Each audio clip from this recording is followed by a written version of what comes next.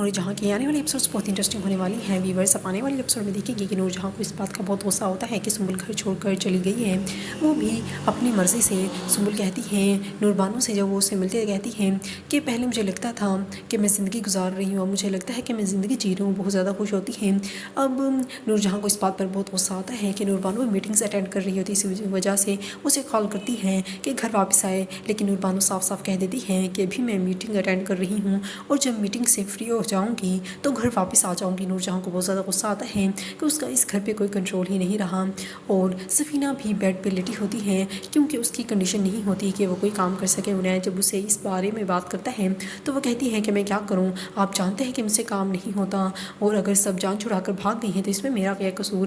اب نور بانو بات کر رہی ہوتی ہے مراد سے, اسے کہتی ہے کہ میں سنبل سے ملی تھی, لگ یہ نہیں رہا تھا کہ وہ سنبل ہے. مجھے لگتا تھا کہ پہلے وہ قید میں تھی اور اب وہ رہا ہو چکی ہیں, اور ایسے لگتا ہے کہ پہلی بار رہا ہوئی ہے. وہ بہت خوش تھی اور اب وہاں جو ملازمہ رکھ لیتی ہے اپنے بیبی کے کام کروانے کے لیے اور اپنے کام کروانے کے لیے.